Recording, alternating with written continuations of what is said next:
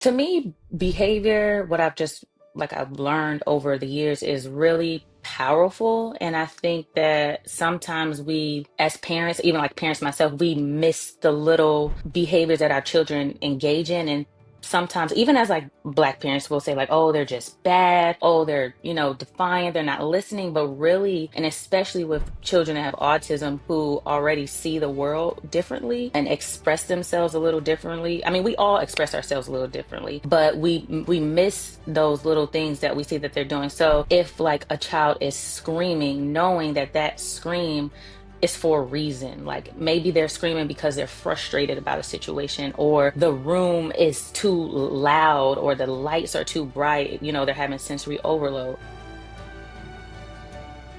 Hi, everyone, and welcome to another episode of the Autism in Black podcast. I am your host, Maria Davis-Pierre, licensed mental health counselor and the CEO and founder of Autism in Black, Inc. And today I am here with Kea Lee, who is a board certified behavior analyst, wife, and proud mother of two. With nearly a decade of experience in applied behavioral analysis, she is the founder of Moment of Behavior, where she empowers parents, caregivers, and educators to understand the why behind behavior and create lasting change through compassionate, practical strategies. As both a professional and a parent, Kea brings a unique perspective to her work, combining evidence-based expertise with empathy, lived experience, and a deep passion for supporting families. She specializes in helping parents of autistic children, their families on long wait lists for ABA services, and caregivers navigating challenging behaviors at home, in schools, and in the community. Kea's mission is to remind parents that they are not alone, that they are enough,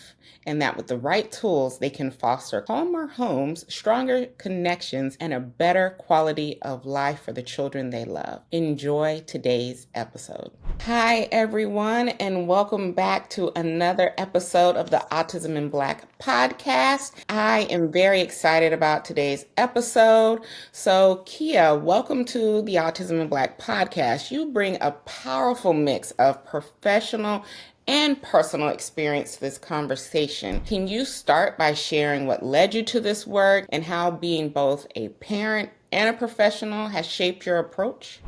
Yes, so I started out in undergrad as in the field of speech language pathology. So that's kind of how I got introduced to even children with autism. And then I kind of took a break. I didn't move forward going on to my master's degree with speech language pathology because I was still trying to figure out what it was that I really wanted to do. But then I became a teacher. So then I noticed I had one student who was receiving services in my class, and I started to see change in their behavior. It really intrigued me as to what type of therapy they were doing. So I did a little research, and then I found ABA, and I began to implement that with my other students, and I saw the changes. So that is really what led me to go down this journey to become a BCBA, which I have been for 5 years now, and I really love it. I really enjoy it. I also have a cousin who has autism as well, which I didn't realize growing up that he had autism until I became an adult and learned more. And then that really pushed me and drove me to continue to learn more and continue to help others. And that's really where my passion stemmed from. And then transitioning into my own business, just seeing the need that ABA providers are kind of lacking in the space, that we have these really long wait lists. And a lot of the families get a little bit of hope when we do those initial assessments. And when we give them, like, if we are center based, we give them a tour of the center, then they get hope. But then we tell them, like, oh, you have to wait, a few months before you can actually get in. And so it kind of saddened my heart to know that, we're offering these great services, but now we're telling families, especially the ones who have recently had their children diagnosed, that you have to wait. So that is also where my passion is coming from. And my mission is to really reach those families and,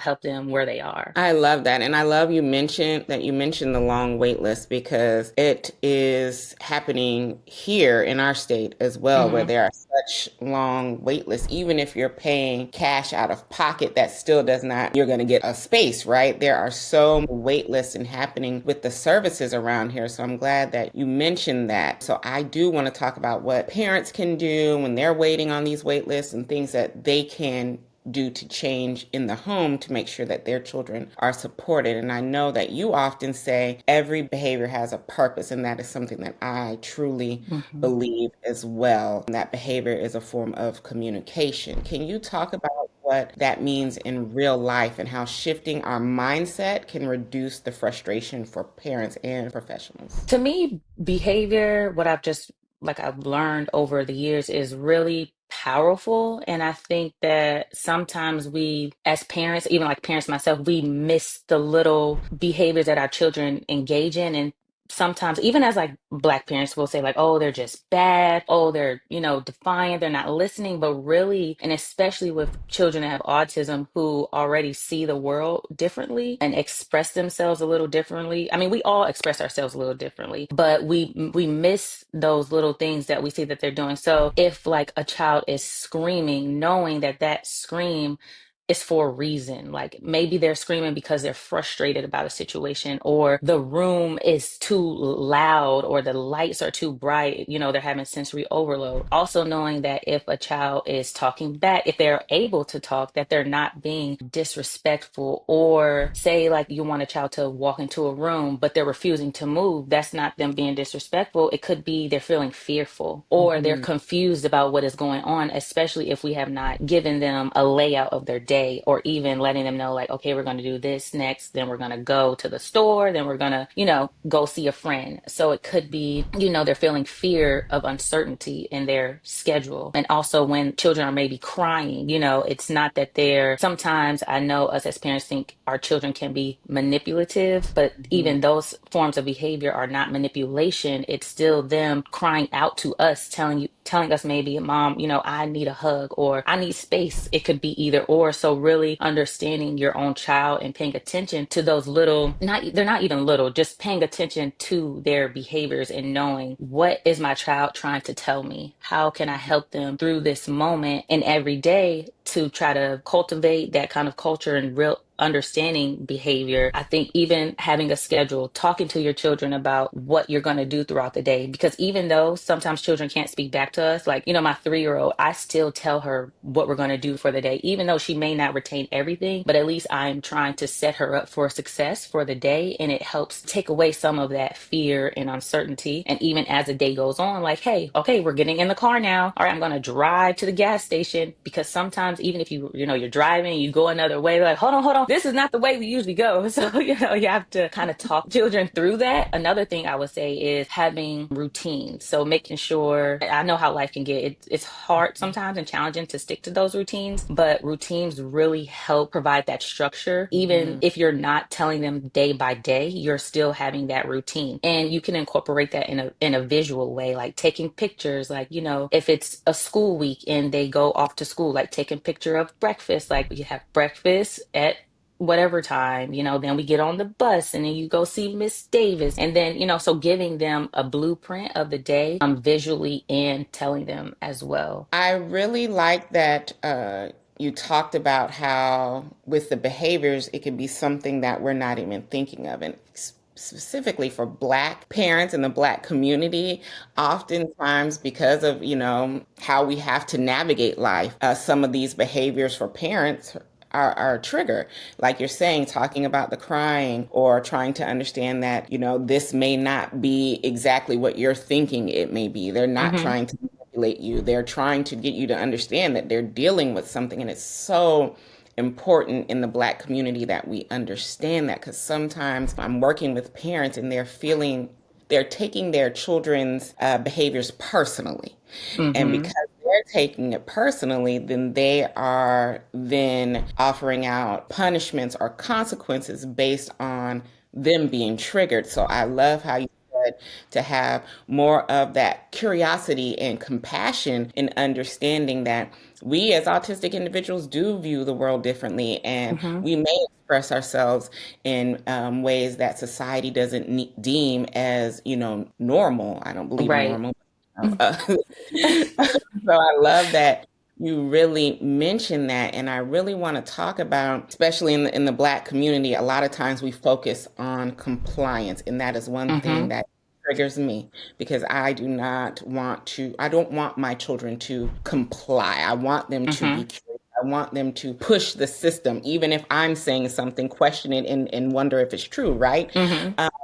But so many parents are told to focus on compliance, but you advocate for connection first. What does that look like in practice, and why is it essential for real lasting change? So in practice, one model that I've really been big on and what I coach parents through my parent coaching is using the HRE model. I don't know if you ever heard of that, but it stands for happy, relaxed, and engaged. So Mm, before we want to teach a child anything, just like in relationships with people, you want to make sure that you're building trust. You want to make sure that we are making each other feel welcomed, because I'm not going to open up to you even as a, grown up adult. I'm not going to open up to you if I don't feel trusted, if I don't feel safe. So with the HRE model, we really push for that. So happy. And this HRE can look very different from child to child. Everybody's happy is different. So happy, for an example, could look like your child is smiling, they're laughing, or they're doing something they really enjoy. The mhm, R, relaxed, is like in their facial expressions.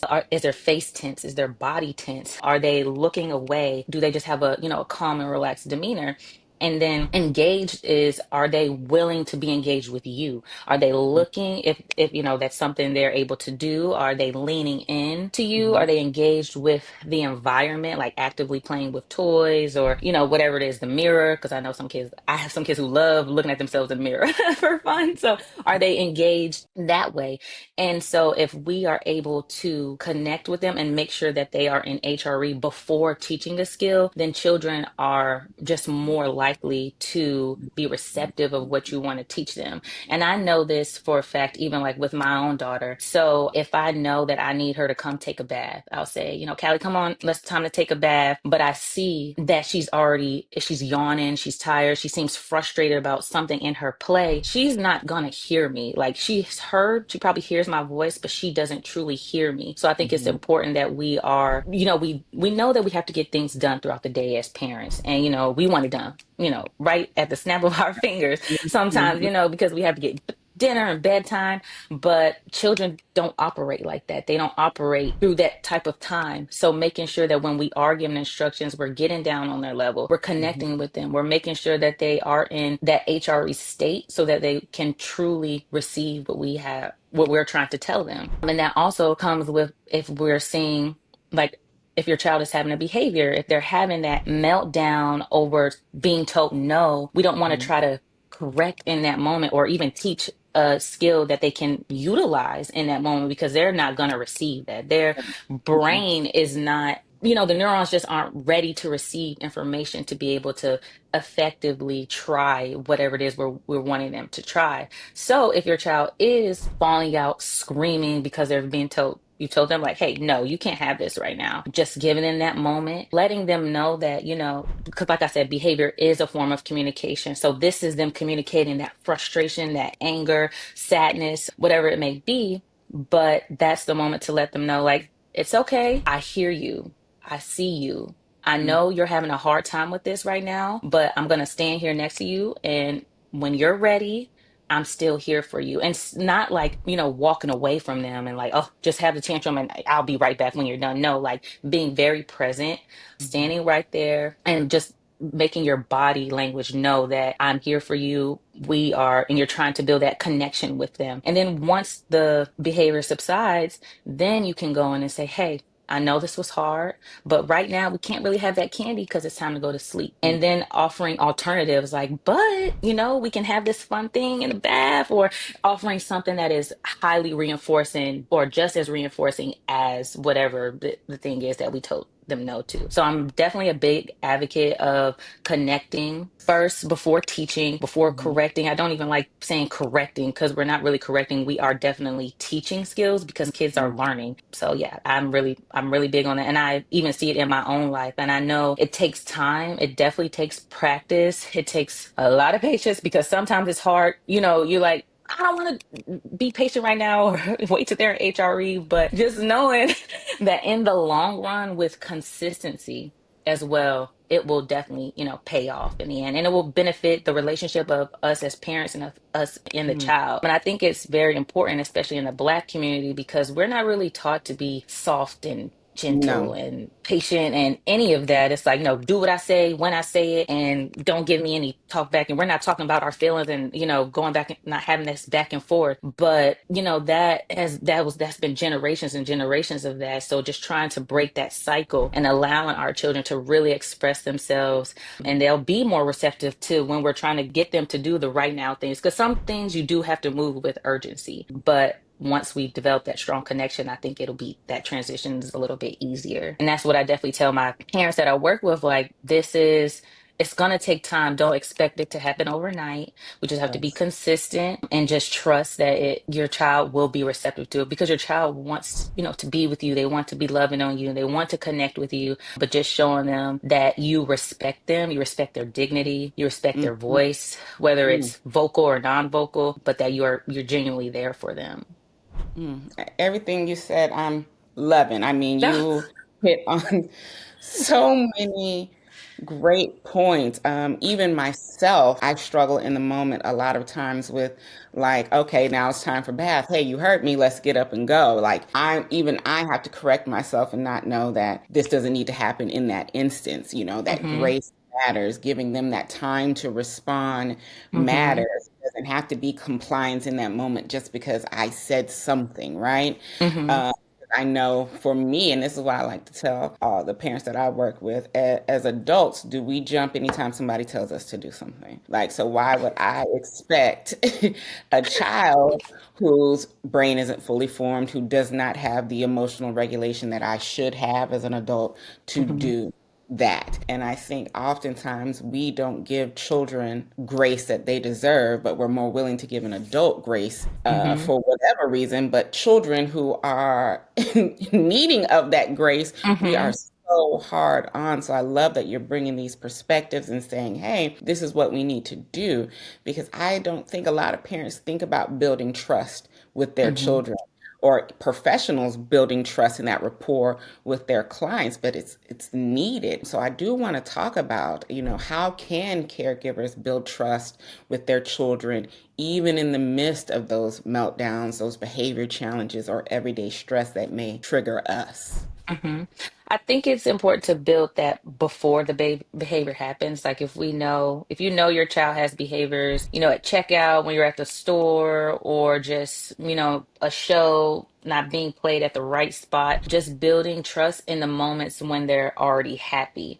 So Mhm. if it's in your everyday life, getting in their world, if they're, wanting you to be in their world, like if they're playing and they're wanting you to play with them, just sitting next to them, just talking to them, even if children, some children don't vocally speak, they may use ASL or may use an AAC device, but still communicating with them and talking to them all the time. Like, they say it's really good to talk to babies because Mhm. babies will feel that love. So just talking to our children all the Yes. time and giving them those affirmations, like, you are just so smart, you are so amazing, I love how you are walking calmly with your feet throughout the house. So even giving them reinforcement when you already see them doing behaviors that you want to see. So if you don't want them running in the house, like I just gave that kind of example, like making sure you're telling them, like, hey, I see you.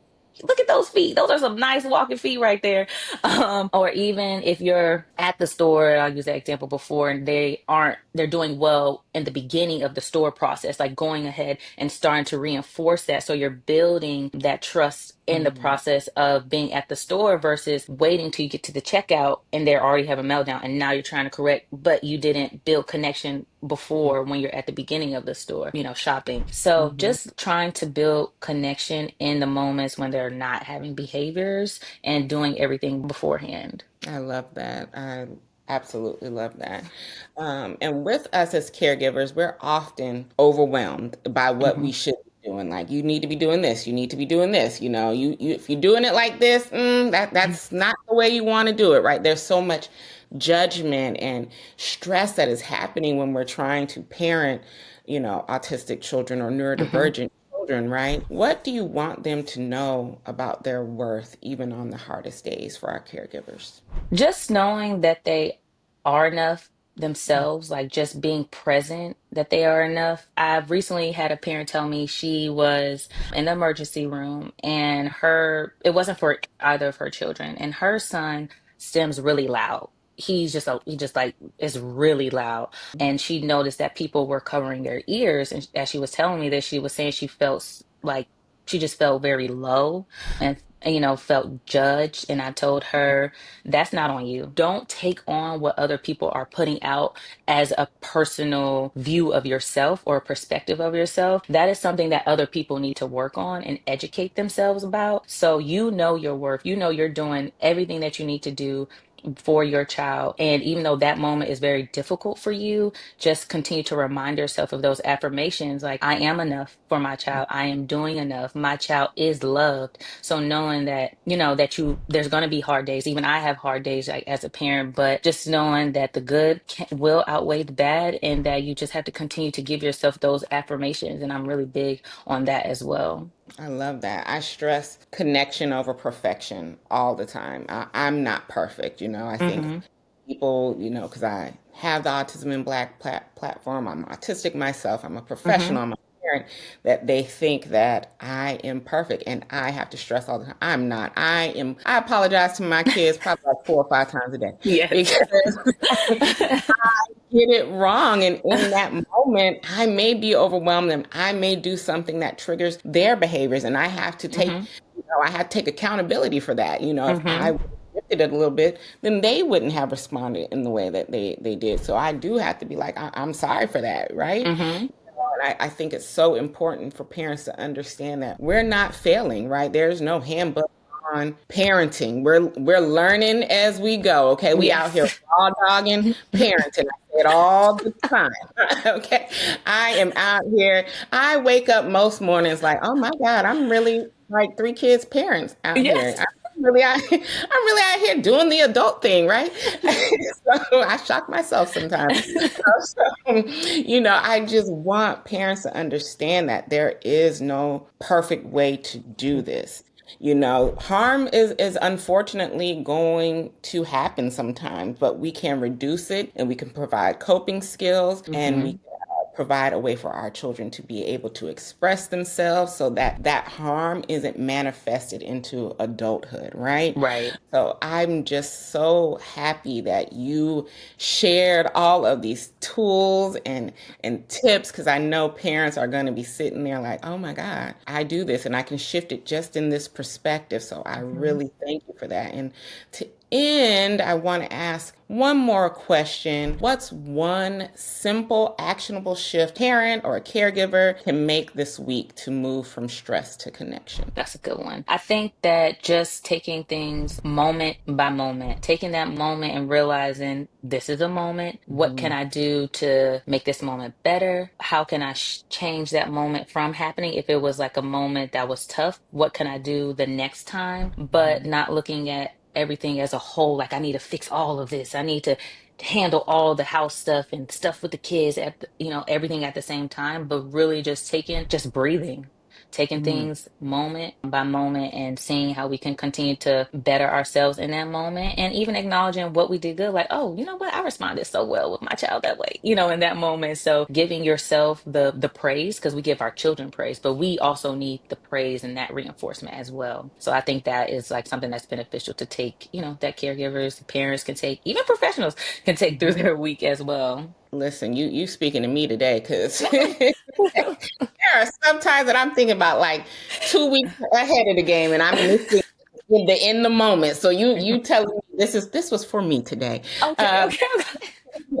I need to focus on the moment at times. So I love that. Now, where can people find you? Where can they go and, try to get some services if they're in your area? Tell them where they can locate you. Okay, so I'm located in Virginia, but I also offer virtual consultation services. My Instagram is moment of underscore behavior. My website is www.momentofbehavior.com. And my email is klee@momentofbehavior.com. But the fastest and easiest way to get access to me is through my Instagram or the website, the contact form in my website. Perfect. Thank you so much for being here, for sharing so much with us. We truly appreciate that. Yes, thank you for having And thank me. you all, of course, and thank you all for listening to another episode of the Autism in Black podcast. And we will catch you on the next episode.